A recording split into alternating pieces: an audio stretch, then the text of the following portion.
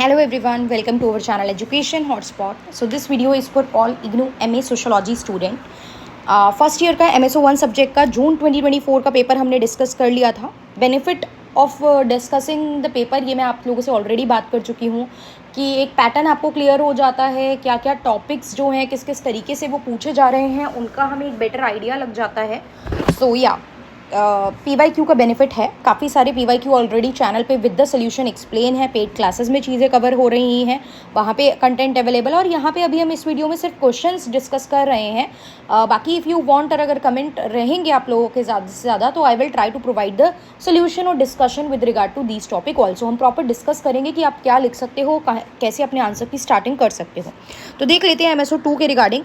अच्छा, अगर थोड़ा सा भी प्रॉब्लम हो कुछ लाइक पेपर की स्टडी में, मैं बोल के भी बता रही हूँ तो आप लोगों को क्लैरिटी हो जाएगी. अगर विजिबिलिटी की कुछ प्रॉब्लम होगी तो रिसर्च मेथडोलॉजीज एंड मेथड, ये हमारा सब्जेक्ट है, राइट. अनुसंधान को लेके ये पूरा सब्जेक्ट है जो MSO2 है आपका. इसमें पहला क्वेश्चन जो है, अगेन पैटर्न वही है. 10 टोटल क्वेश्चन होते हैं, 5 आपको इन टोटल करने होते हैं. 2 सेक्शन होते हैं, सेक्शन 1 सेक्शन 2. एक सेक्शन में से कम 2 क्वेश्चन लेने होते हैं. तो 2 + 2 4 ये हो गए. 5th क्वेश्चन आप दोनों में से किसी भी सेक्शन में से चूज़ कर सकते हो. नेक्स्ट क्वेश्चन देख लेते हैं. What is the importance of theory in the discipline of sociology. Theory का क्या रिलेवेंस है. हिंदी में भी ये क्वेश्चन मैं आप लोगों को बता देती हूँ.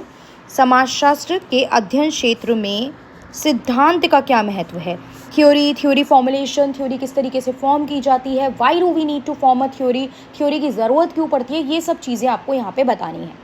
एग्जैक्टली थ्योरी क्या है, थ्योरी फॉर्मुलेशन के बारे में बात करनी है, फिर ज़रूरत क्यों पड़ती है कोई भी थ्योरी फॉर्म करने की, क्योंकि जिस कारण से ज़रूरत पड़ती है वही उसकी क्या हो जाएंगी, रिलेवेंस हो जाएंगी.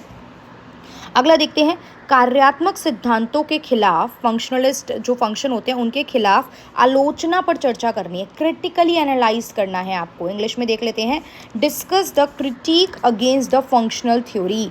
अब फंक्शनलिज्म वही जो सोशोलॉजी को, समाजशास्त्र को पढ़ने का एक अध्ययन होता है, प्रकार्यवाद, तो उसके थ्रू आप थ्योरी फॉर्म करते हो, उसके क्रिटिकल एनालिसिस, यहाँ पे उसके क्रिटिक्स आपको मेंशन करने हैं. अगला question, explain the phenomenological tradition in social science. अब सीधा कंसेप्ट ऑफ फिनोमिनोलॉजी जो मैंने यूट्यूब पे भी कवर कराया हुआ है और पेड क्लासेस में भी कवर है, ये यहाँ पे आपको एक्सप्लेन करना है. परिघटना संबंधी परंपराओं की व्याख्या करनी है. नेक्स्ट, सहभागी शोध से आप क्या समझते हैं. जो रिसर्च है उसके बहुत सारे यहाँ पे हमारे पास टाइप होते हैं डेटा कलेक्शन के, रिसर्च के. तो यहाँ पे उसने पूछा है पार्टिसिपेटरी रिसर्च क्या है.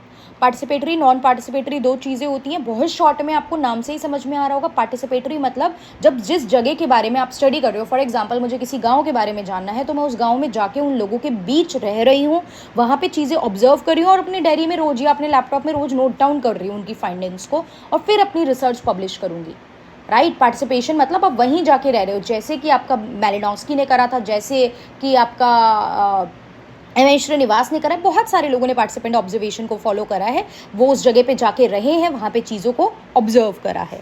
अगला, हिस्टोरिकल एंड इवोल्यूशनरी मेथड के बीच में आपको डिफ्रेंशिएट करना है. ऐतिहासिकवाद और उद्विकासीय पद्धति, ये क्या होती हैं. पहले तो देखो, बेसिक मीनिंग से आप स्टार्ट करोगे. अंतर पे आने से पहले आप इनका बेसिक सा मीनिंग, एक ओवरव्यू दोगे इंट्रोडक्शन में, एंड देन इनको डिफ्रेंशिएट करोगे कि इस आधार पे इनमें ये अंतर है, इस आधार पे, जैसे टेबल भी बनती है एक, आप बेसिस लिखते हो फिर अंतर लिखते हो, तो काइंड ऑफ वही चीज़ आपको यहाँ पे फॉलो करनी है.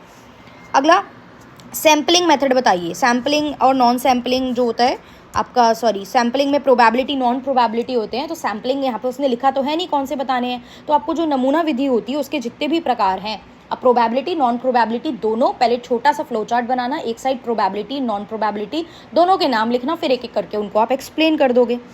Relationship between mean, median and mode, इसका एक फॉर्मूला होता है, राइट. इसका एक प्रॉपर फॉर्मूला होता है. मीन, मीडियन, मोड, कोई न्यूमेरिकल नहीं आएगा. मीन, मीडियन, मोड, इन सब चीज़ों से डरना नहीं है आपको. मध्य का, राइट. और हिंदी में देखो प्रॉपर बता देते हैं, माध्य, बहुलक और माध्यिका के बीच में क्या संबंध है. उस फॉर्मूले को लिखते हुए, इनका मीनिंग बताते हुए आपको इनके बीच में रिलेशनशिप बताना है. नेक्स्ट, कोरिलेशन कितने टाइप का होता है वो बताना है, व्हाट इज़ कोरिलेशन, और कोरिलेशन के टाइप्स क्या होते हैं। अगेन जो स्टैटिस्टिक डिटेल में पढ़ते हैं ना वो बच्चे इसको फॉर्मूले के थ्रू कैलकुलेट करना भी सीखते हैं, बट आपको कोई न्यूमेरिकल क्वेश्चन नहीं आएगा। लेकिन हाँ, कोरिलेशन का मीनिंग, कोरिलेशन कितने तरीके से कैलकुलेट होता है, जैसे कार्ल पियर्सन मेथड यहाँ पे आप देखोगे, स्कैटर डायग्राम मेथड आप देखोगे, रैंक कोफिशिएंट देखोगे, स्पीयरमैन रैंक कोफिशिएंट, तो ये सारी चीज़ें इसके थ्रू कैसे कैसे कैलकुलेट होता है 20 नंबर में अपने आप में ये सारा कंटेंट आ जाएगा। थ्योरी प्लस फॉर्मूले सारे यहाँ पे आपको मेंशन करने पड़ेंगे। देन आईसीटी का role, information and communication technology जो है, जो आप रिसर्च फाइंडिंग करते हो उसमें आईसीटी का क्या रोल है, आपका कंप्यूटर्स और इन सब चीज़ों का क्या रोल रहता है। देखिए एग्जांपल लेने आज के ज़माने में तो when it is a modern time हम बात करें, जब आर्टिफिशियल इंटेलिजेंस का ज़माना है तो हर चीज़ के लिए आईसीटी तो बहुत इंपॉर्टेंट रोल प्ले कर रहा है। तो आप कोई भी अगर रिसर्च करते हो तो उसमें भी वो आपको एक बहुत इंपॉर्टेंट योगदान देता है। फिर ये आपकी आगे की यूनिट है एसपीएसएस सॉफ्टवेयर के बारे में, कि एसपीएसएस सॉफ्टवेयर किस तरीके से आपको डेटा को एनालाइज करने में, डेटा का अध्ययन करने में, जो भी आप डेटा कलेक्ट करते हो, संग्रहण करते हो, उसका अध्ययन करने में आपकी मदद करता है। तो पता होना चाहिए सॉफ्टवेयर क्या किस तरीके से हेल्प कर रहा है। तो ये पूरा लास्ट का एसपीएसएस पैकेज सॉफ्टवेयर, ये आपकी लास्ट की सारी यूनिट इसके रिगार्डिंग है। क्लियर? तो ये 2024 का क्वेश्चन था। अब बार बार मैं कहती हूँ कि ऐसा नहीं है सारे क्वेश्चन यही रिपीट हो जाएंगे, कुछ एक आधा आ भी सकता है, लेकिन कुछ चीज़ें आप पढ़ोगे तो हो सकता है आपके काफ़ी टॉपिक कवर हो जाएं। यहाँ पे आपको टाइप्स ऑफ सैम्पलिंग दिए, हो सकता है हम प्रोबेबिलिटी नॉन प्रोबेबिलिटी दोनों इसमें पढ़ने होते हैं। हो सकता है आपके अपकमिंग एग्जाम में दिसंबर वाले में पूछ ले कि प्रोबेबिलिटी सैम्पलिंग को एक्सप्लेन करो। तो यह चीज़ें बिल्कुल कॉमन रह सकती हैं। ऑलरेडी हमने काफ़ी पीवाईक्यू कवर करे हैं, इनमें से कुछ क्वेश्चन तो आपको उसी प्लेलिस्ट में मिल जाएंगे, कुछ क्वेश्चन पेड क्लासेस में मिल जाएंगे। तो ऑलरेडी काफ़ी चीज़ें हमने कवर भी करी हुई हैं, राइट। तो द अल्टीमेट पर्पज इज आपको एक क्लैरिटी मिले किस तरीके का पेपर आना है, क्या क्वेश्चंस आते हैं, क्या पैटर्न रहने वाला है। बाकी if you want me to solve this या फिर add this in the paid classes, then you can let me know कि कोई क्वेश्चन, वैसे तो जो क्वेश्चन नहीं होगा वो पेड क्लासेस में तो फॉर श्योर ऐड होगा ही होगा। So yeah, that's all for this. See you in the next video with the discussion of the next subject.